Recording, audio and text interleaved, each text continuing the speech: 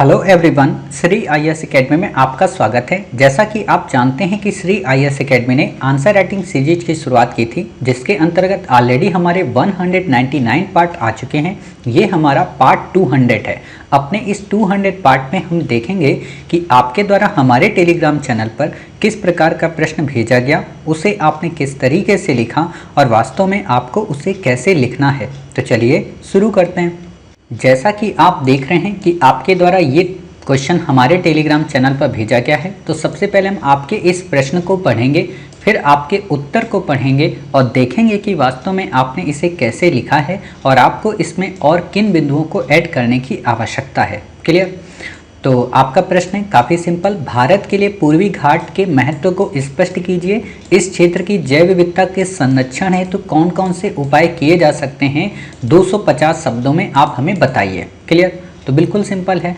आपने लिखा है पूर्वी घाट का विस्तार महानदी से लेकर नीलगिरी तक माना जाता है। यहाँ कई प्रकार के वनस्पति, जीव जंतु एवं पक्षी पाए जाते हैं। इसके महत्व को इस प्रकार से समझा जा सकता है। पूर्वी घाट श्रृंखला में चूना पत्थर, बॉक्साइट, लौह पाए जाते हैं।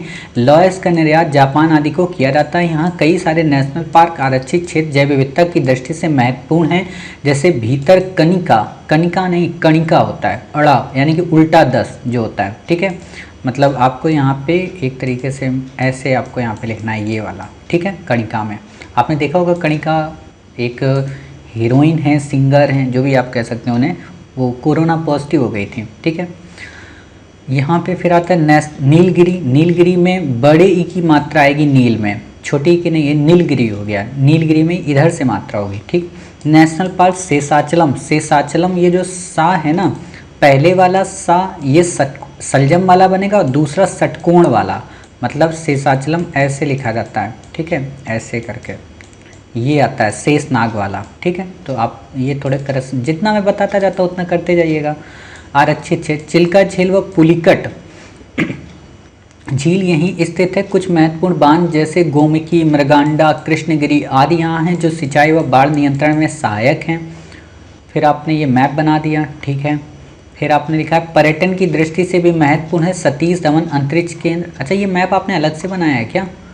आप इस मैप को उसी पेज में बनाइए, इसको अलग से मत बनाइए। ठीक है, सतीश धवन अंतरिक्ष केंद्र यहीं पर है, परंतु हाल के समय में पूर्वी घाट के लिए खतरे बढ़ गए हैं। बढ़ती जनसंख्या, जलवायु परिवर्तन, अवैध खनन, मानव एवं पशु संघर्ष। पूर्वी घाटों के संरक्षण में निम्नलिखित उपाय किए जा सकते हैं। कृषि कार्य को समुचित ढंग से करना, अधिक से अधिक वृक्षारोपण ताकि पर्यावरण शुद्ध रहे एवं जैव विविधता सुरक्षित, फसलों की विविधता हो ताकि वित्तीय आवश्यकता पूर्ण हो सके। इको टूरिज्म को बढ़ावा जिससे आजीविका प्राप्ति हो। स्थानीय व प्रशासनिक भागीदारी सुनिश्चित करना ताकि इसका समुचित संरक्षण हो सके। इस प्रकार मनुष्य एवं प्रकृति के बीच संबंध संतुलित बनाए रखा जा सकता है। देखिए, आपने बिंदु तो लिखने की कोशिश की, लेकिन थोड़ा गहराई में चली गई हैं। ठीक है, तो आप यहाँ पे क्या कर सकती हैं, पहले कि पूर्वी घाट का जो महत्व है उसको मोटे तौर पर बता दें। ठीक है, कि इसका सामरिक महत्व क्या है, सांस्कृतिक महत्व क्या है, राजनीतिक महत्व क्या है, आर्थिक महत्व क्या है और पर्यावरणीय महत्व क्या है। ठीक, उसको जब आप बता देंगे, फिर उसके बाद आप बताएं जैव विविधता के संदर्भ में, क्योंकि जैव विविधता उसी पर्यावरण वाले ही महत्व में आ जाता है।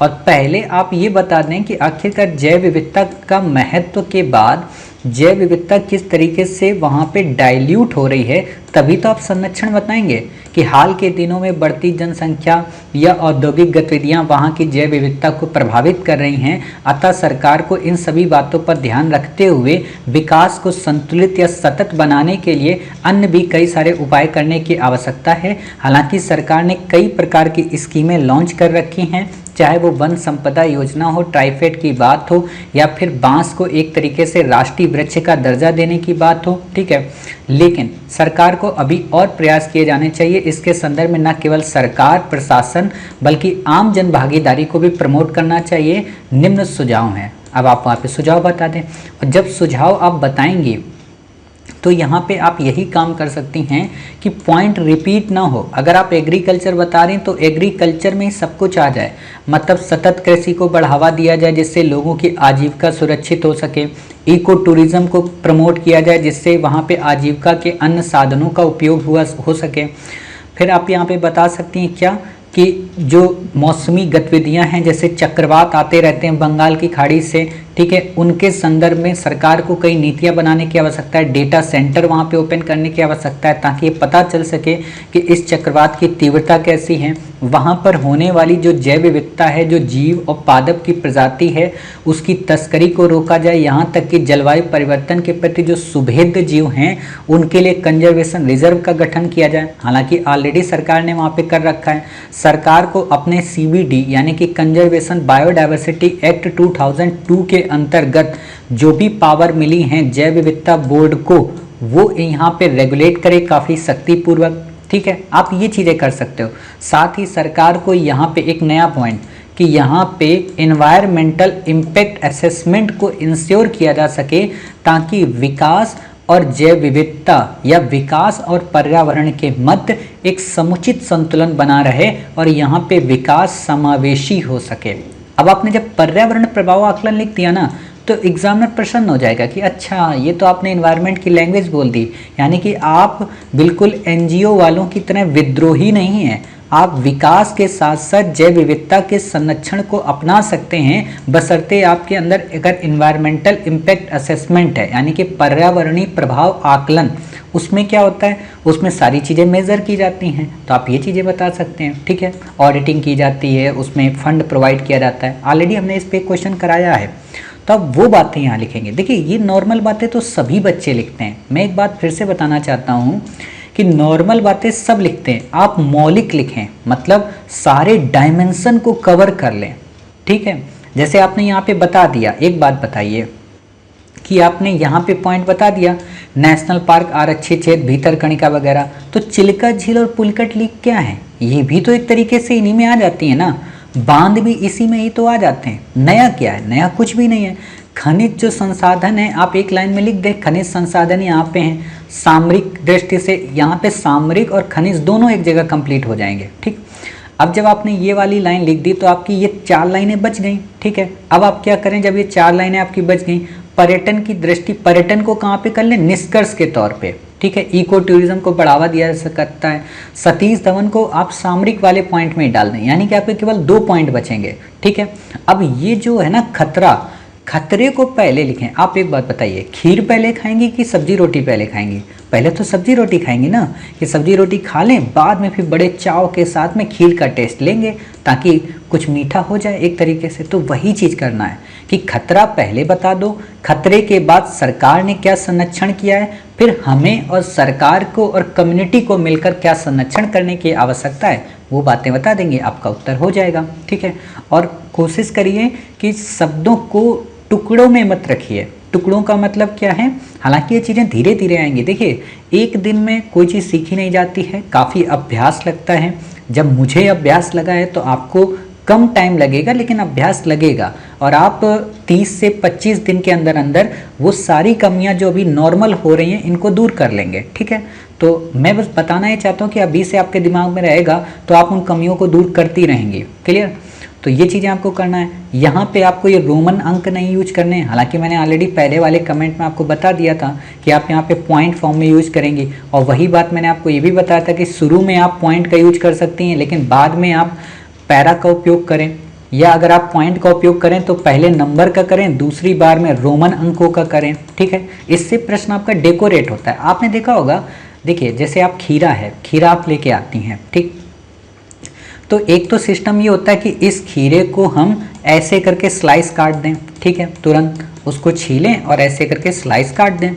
दूसरा तरीका क्या होता है कि खीरा ऐसे है, हमने इसको छील लिया, ठीक है, और जो वो चाकू होती है ना छीलने वाली, एक डिज़ाइन वाली जो जिगजैग मौसम में होती है, तो उससे जिगजैग से हमने खीरे को ऐसे कस के छीला, तो उसमें क्या हुआ, ऐसे डिज़ाइन बन गई, और फिर हमने क्या किया, इसको सीधे से काट दिया। तो एक तो ये तरीका हो गया। तीसरा तरीका क्या हो गया कि इसी जिगजैग मोशन को हमने इस एंगल पे 45 के एंगल पे काटा, तो एक नई डिज़ाइन बन गई, समझ रहे। इसी तरीके से डेकोरेशन होता है। कुछ लोग क्या करते हैं, इन्हीं की, अब आप देखिएगा ब्यूटी पार्लर वाली क्या करती हैं, इन्हीं 2 खीरे की पीस पे कितना रुपया ले लेती हैं आँखों पे रख के।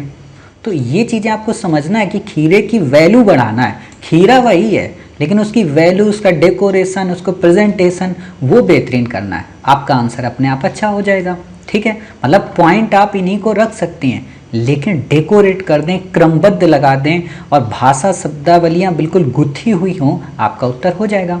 ठीक, मैप आपका अच्छा है, कोशिश कीजिए थोड़ा और यहाँ पे इम्प्रूवमेंट लाइए। मतलब जैसे आपने ये मैप बनाया तो आप इसको ऐसे किया करिए, देखो पहले ऐसे जाएं, फिर ऐसे जाएं, फिर ऐसे, ठीक, और यहाँ से बिल्कुल ऐसे, ये जो है ना, ये नोकदार मत बनाइए, इसको यहाँ पे आप ऐसे कर सकते हैं। जैसे मैं आप ही के मैप को थोड़ा सा अच्छा कर दूँ, और ऐसे करना, ठीक, ऐसे करना, ऐसे, ठीक, फिर यहाँ पे और ये ऐसे, क्लियर। अब ये हो गया। अब जो आपने ये लिखा ना कृष्णा गोदावरी रिवर, ये आपने जैसे लिख दिया, सॉरी कृष्णा कावेरी, ठीक, तो आप यहाँ पे क्या करें, ऐसे लिख दें पूर्वी घाट मैप में, ठीक, पूर्वी घाट, बीच में आप यहाँ पे लिख दें इंडिया, क्लियर। ऐसा नहीं कि एग्जामिनर को नहीं पता है इंडिया नहीं है, बट आपको पता होना चाहिए ना इंडिया है, ठीक। तो इससे आपका उत्तर काफ़ी अच्छा हो जाएगा। यहाँ पे बंगाल की खाड़ी चाहे आप लिख दो, समझ गए। और ये चित्र ना लिखा करो, इससे लगता है कि आप ज्योग्राफी में लिख रही हैं, ठीक है। तो ज्योग्राफी, ये चित्र वगैरह किताबों के लिए काम आता है, चित्र संख्या 1 में आप देखें, आप तो उसी आंसर में लिख रही ना, ठीक है। तो उम्मीद है आप इस प्रश्न का उत्तर समझ गए होंगे, ये भी समझ गए होंगे कि इसमें किन किन बिंदुओं को ऐड करना है और कौन कौन से पॉइंट हमें यहाँ पे ऐड नहीं करने हैं, ठीक है। तो मिलते हैं आप ही के द्वारा भेजे गए एक नए प्रश्न के साथ, तब तक अपना ख्याल रखिए और स्वस्थ रहिए।